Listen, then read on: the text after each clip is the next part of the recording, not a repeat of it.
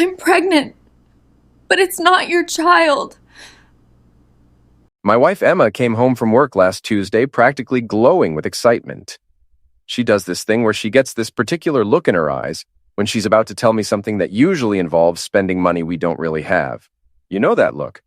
The one that means your credit card is about to take a knocking for something completely unnecessary, but apparently life-changing.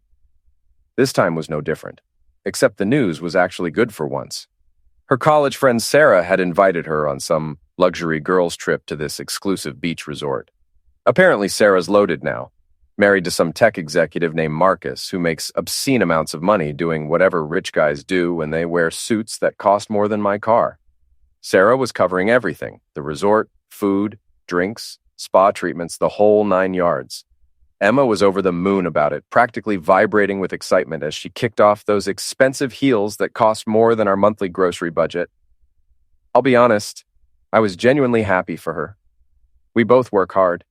I'm stuck at an insurance company dealing with people like Mrs. Peterson, who calls about her flood claim 3 times a week. And Emma works for a non-profit trying to save endangered butterflies or something equally noble but underpaid. We never get to do fancy stuff like this. Our idea of a romantic getaway is usually dinner at Olive Garden, followed by Netflix at home because movie theater prices are absolutely insane these days. The week leading up to the trip was complete chaos. Emma went shopping for new everything: dresses, swimsuits, shoes, accessories, you name it.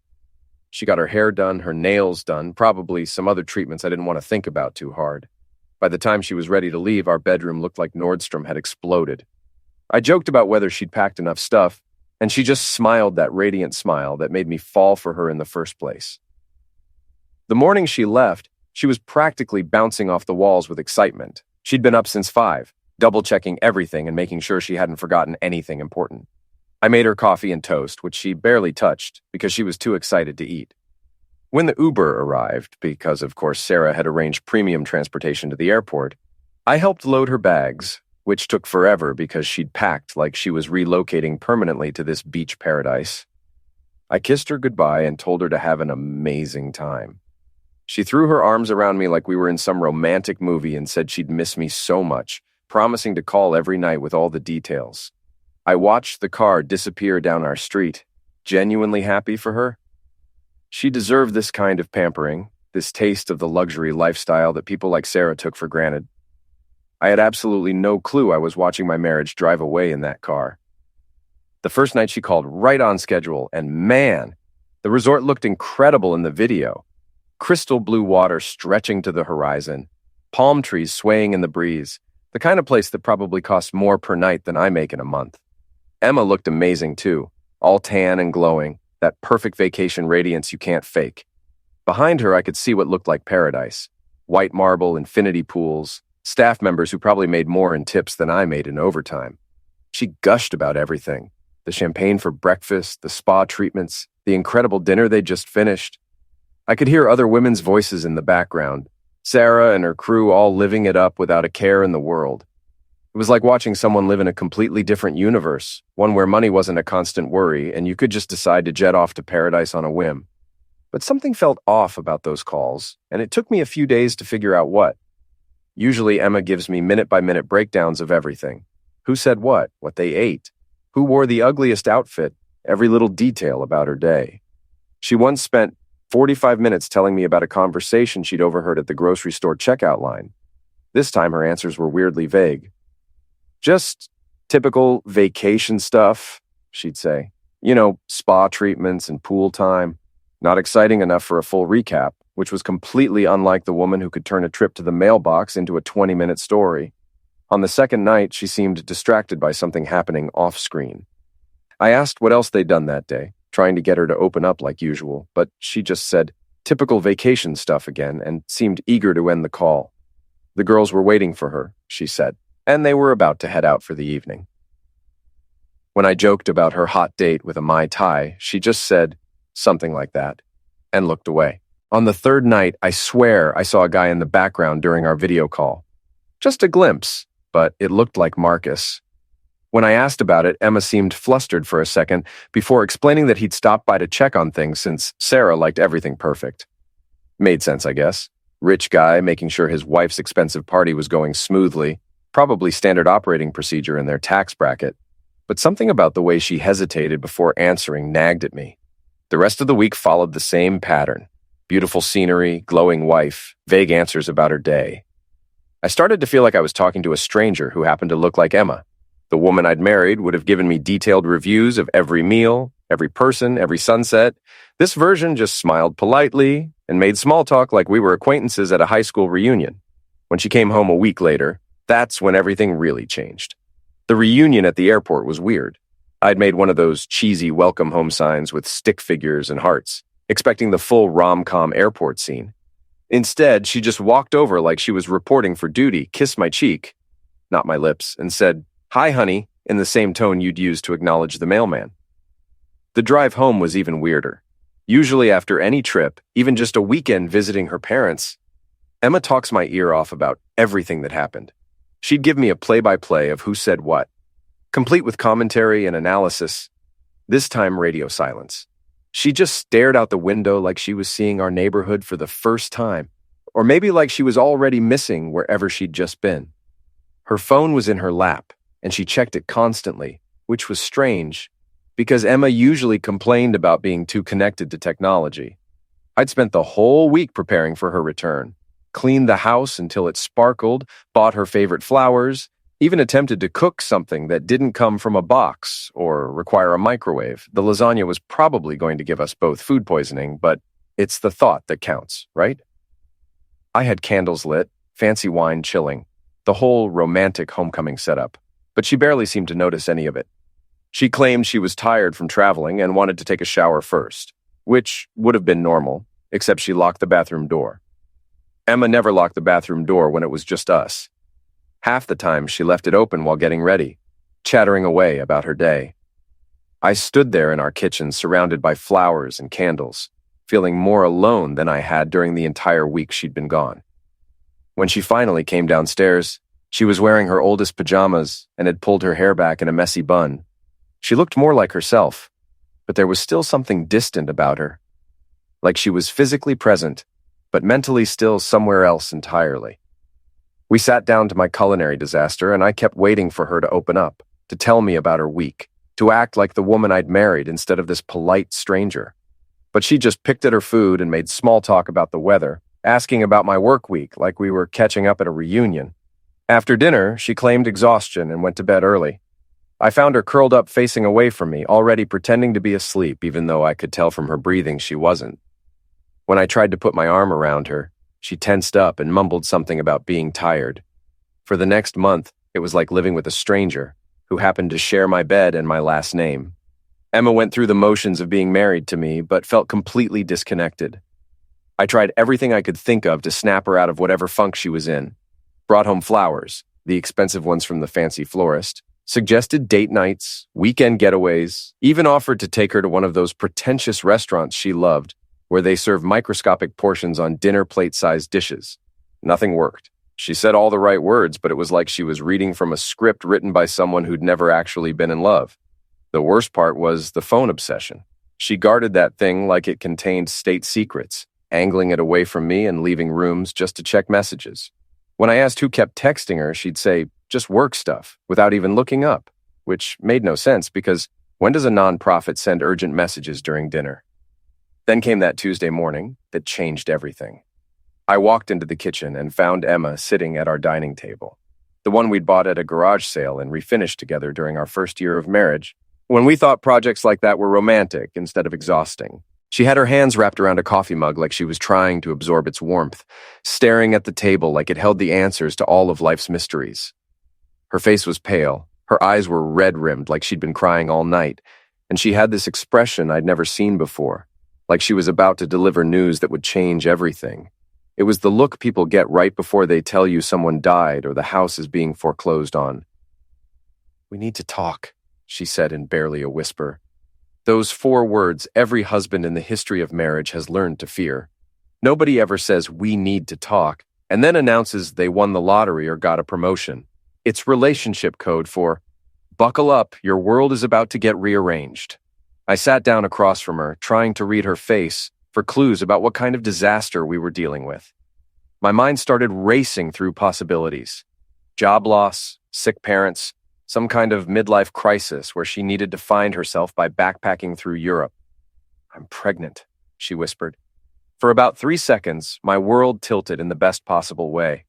We'd been trying for months, having careful conversations about timing and finances and whether we were ready to bring a tiny human into our messy, imperfect life. We'd bought pregnancy tests in bulk from Costco, tracked ovulation cycles until the whole thing felt more like a science experiment than romance. Really? We're finally going to be parents? I could feel this huge grin spreading across my face, my heart doing that stupid flutter thing that still happened even after all these years of marriage. But she didn't smile back. She didn't throw herself into my arms or start crying happy tears or do any of the things I'd imagined when this moment finally came. Instead, she just sat there, looking like she might throw up, and not in a cute morning sickness way. "It's not yours," she whispered. The words hit me like a physical blow. I actually felt my chest constrict, like someone had reached into my rib cage and squeezed my heart. The kitchen seemed to spin sideways, and for a moment I wondered if I was having some kind of medical emergency, because surely this couldn't be real. "What did you just say?" She looked down at the table, tears streaming down her face. "The baby, it's not yours." "Whose is it?" The question came out before my brain had fully processed what was happening. I felt like I was watching this conversation from outside my body. She was crying harder now, ugly sobs that shook her whole body. Marcus, Sarah's husband. There it was. The bomb that had been ticking for a month finally exploded, taking our marriage, our future, our entire life together and blowing it into tiny, irreparable pieces. Marcus, Sarah's husband, Marcus, who I'd shaken hands with at charity dinners and made small talk with about sports. Marcus, who'd apparently done a lot more than just check on things during that girls' trip. I sat there staring at my wife, my pregnant wife who was carrying another man's child. Trying to process information my brain simply refused to accept. This had to be a mistake, a misunderstanding, anything other than what she was telling me. She told me everything through her tears, how Sarah had gotten a call on the 3rd day. Her mother had a heart attack, and she had to fly back to Boston immediately. How Marcus flew in that afternoon to handle the resort arrangements and make sure the trip wasn't ruined. How the first couple days after Sarah left, everything was normal. Marcus was polite and helpful, but distant, professional. But on the last night, they all went to this beachside restaurant. The other girls were tired and went back to their rooms early, but Emma and Marcus ended up staying at the bar. They were talking about Sarah, about how worried they both were. And somehow, they just kept drinking those tropical drinks that don't taste like they have any booze, but definitely do. They talked about their marriages, about how different their lives were, about how sometimes they both felt like they were pretending to be people they weren't. That one hit like a physical blow. Emma was complaining about how she sometimes felt like she was settling for a smaller life than she'd imagined. Settling. Apparently being married to me was settling for less. "It just happened," she said, like that explanation made any of this okay. "It was a mistake, a terrible, stupid mistake, and I hate myself for it." One night. One stupid, drunken night that resulted in a pregnancy she didn't discover until a month later. One night that she hadn't thought to mention while I'd been driving myself crazy, trying to figure out what was wrong with her. But here's the thing that really got me. Sarah didn't know. Emma had been carrying this secret for a month, probably hoping she could somehow make the whole situation disappear. Maybe pass the baby off as mine and go on living her double life. The betrayal wasn't just against me. It was against her best friend, too. The woman who'd treated her like a sister since college. That's when I made the decision that Emma still thinks was cruel and vindictive. I called Sarah that same morning. Figured she deserved to know the truth about what her husband had been up to while she was dealing with her mother's heart attack. The conversation was brutal. Sarah's voice was bright and cheerful when she answered, probably thinking she was getting a friendly call from her best friend's husband. Maybe she thought I was calling to thank her for the amazing trip. "It's about the trip," I told her, "about what happened after you had to leave." The silence that followed was so complete, I thought the call might have dropped. I could hear her breathing, quick and shallow, like she was hyperventilating. "Emma is pregnant, and the baby... It's not mine, it's Marcus's." The sound that came through the phone next was unlike anything I'd ever heard, a wail of pure anguish that made my chest tighten with sympathy even in the middle of my own pain. This was a woman's world collapsing in real time, and I was holding the demolition charges. Within minutes, I heard something crash in the background, followed by Sarah screaming Marcus's name in a voice that could have shattered glass. Then the line went dead. Emma was furious when she found out what I'd done. She came downstairs like an avenging angel, hair a mess, face flushed with anger, demanding to know how I could destroy Sarah's life like that. I destroyed her life? I almost laughed.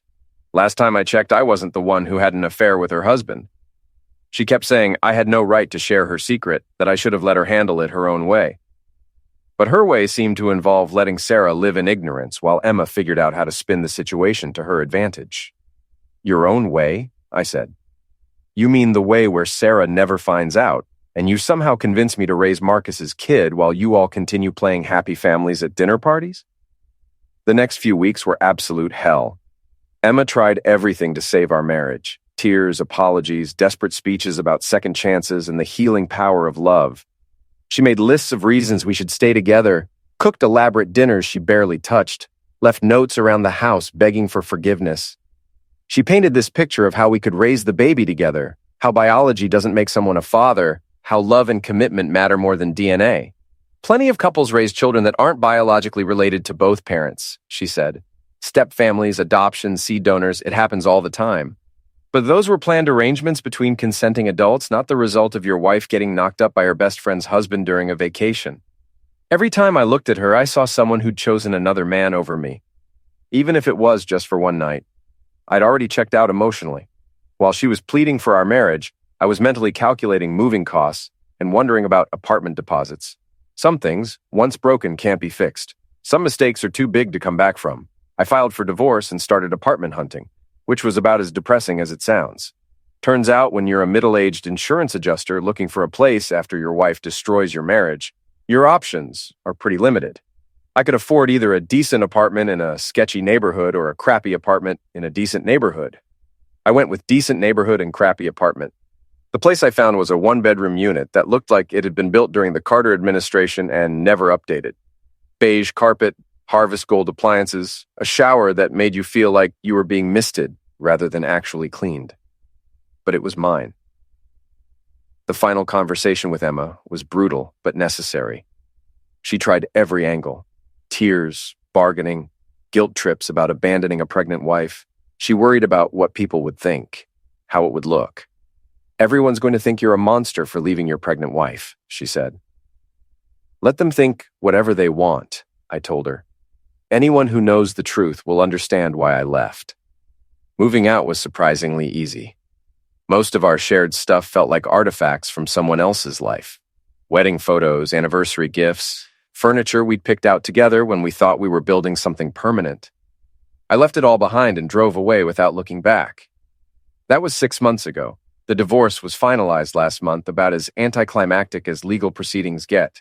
By the end, we were both just ready to sign the papers and move on. Emma kept the house like I'd wanted. I kept my dignity like I'd planned. Fair trade, in my opinion. I heard through the grapevine that Sarah and Marcus's divorce was significantly messier. Apparently, when you're splitting assets worth millions, instead of fighting over who gets the good coffee maker, lawyers get a lot more creative with their billable hours. Sarah moved to Seattle last month for a fresh start. Good for her. She deserved better than what she got from Marcus, just like I deserve better than what I got from Emma. The baby was born 3 weeks ago. A boy, apparently, with dark hair and dark eyes, looking nothing like me and everything like his actual father. No surprises there. Emma tried putting my name on the birth certificate anyway, which led to expensive legal battles and DNA tests proving what we all already knew. Marcus is the father, legally and biologically, which means he gets to pay child support while dealing with his own custody arrangements. Now, Emma gets to be a single mom with a baby that serves as a permanent reminder of the worst decision she ever made, and I get to wake up every morning in my crappy apartment, make coffee exactly how I like it, and not have to pretend any of this is my problem anymore. People expected me to be bitter, to want revenge. Coworkers, friends, even my own family kept waiting for me to have some kind of breakdown or elaborate scheme to make Emma's life miserable. My boss actually pulled me aside a few weeks after I moved out, asking if I needed time off or counseling resources.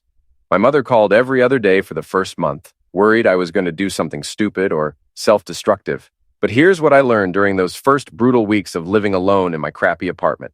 Staying angry is exhausting, and plotting against someone who already hurt you just gives them more control over your life. I was done letting Emma control anything about my existence. Every minute I spent thinking about ways to hurt her was a minute I wasn't spending on rebuilding my own life. Instead, I focused on the one thing I could actually control: myself. Started working out at this 24-hour gym near my apartment because stress and rage are excellent motivators for getting in shape, and I had plenty of both. Turns out, lifting heavy things and running until your lungs burn is a pretty effective way to process anger without destroying your life in the process. I lost 20 pounds in 3 months and started sleeping better than I had in years. I took cooking classes at the community college because eating cereal for dinner loses its charm after the first month, and takeout gets expensive fast when you're paying for 2 households.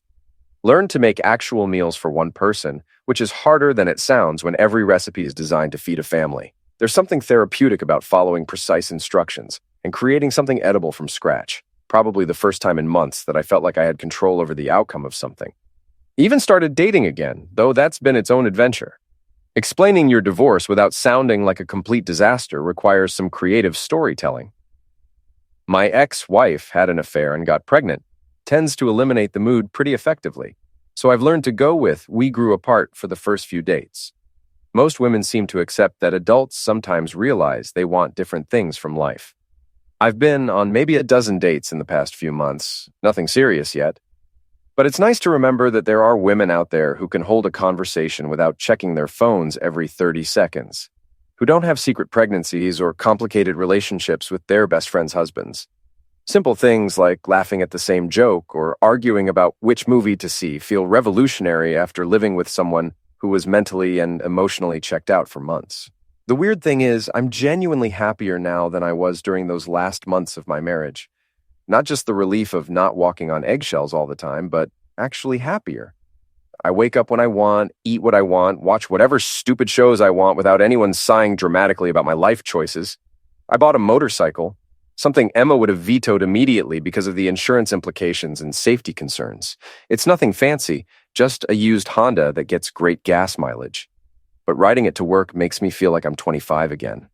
I see Emma around town sometimes.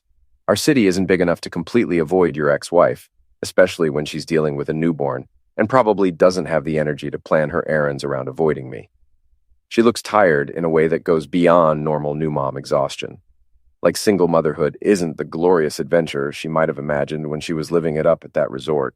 She's gained weight, which isn't surprising considering she's dealing with a newborn with basically no support system. Most of her old friends have distanced themselves from the drama. Turns out people don't love being associated with messy divorce scandals, especially when infidelity and secret pregnancies are involved. Sarah's exile apparently extended to anyone who remained loyal to the woman who betrayed her, so Emma lost most of her social circle along with her marriage. I ran into her at the grocery store about a month ago. She was in the baby formula aisle looking overwhelmed, the kid crying in the cart while she tried to figure out which brand to buy. For a split second, I felt that old protective instinct kick in, the urge to help her, to make everything okay like I'd been doing for years. But then I remembered whose baby that was and why she was dealing with this alone, and I just walked past without saying anything. She saw me, though. I could feel her watching me as I grabbed my stuff and headed to checkout. Part of me wondered if she'd try to approach me, maybe ask for help or attempt some kind of reconciliation conversation in the middle of the cereal aisle. But she didn't, and honestly, I was grateful. We don't have anything left to say to each other. Last week, she texted me those 3 words. I miss you. I stared at that message for about 30 seconds, remembering all the times during our marriage when those words would have meant everything to me. Now they just felt empty, like something she was saying because she was lonely and overwhelmed, not because she'd actually realized what she'd thrown away. I deleted the message without responding because there was nothing to say. Missing someone and regretting your choices aren't the same as deserving a second chance. Even if she truly regretted what she'd done, even if she'd learned from her mistakes and become a better person, it didn't change the fundamental truth of our situation. She'd shown me who she really was when the chips were down, and I'd chosen to believe her. The truth is, I don't miss her. I miss the idea of her, the version of Emma I thought I'd married. I miss having someone to share stupid jokes with and plan vacations we couldn't afford. I miss the illusion of building something together, of having a partner who was as invested in our future as I was. But the real Emma, the one who could lie to my face for a month while carrying another man's baby, the one who thought I'd be grateful for the opportunity to raise her lover's child. I don't miss her at all. Some bridges, once burned, can't be rebuilt. Some trust, once broken, can't be repaired. Some marriages, once destroyed by betrayal and babies that belong to other men, can't be saved by good intentions and wishful thinking. I learned that the hard way, but at least I learned it before wasting years trying to fix something that was fundamentally broken. But some things, like self-respect, like dignity, like knowing you did the right thing even when it was hard, those things are worth more than any marriage built on lies. I kept my self-respect and discovered that it was the only thing I really needed to start over. Everything else was just stuff, and stuff can be replaced. Trust, once broken, can't be.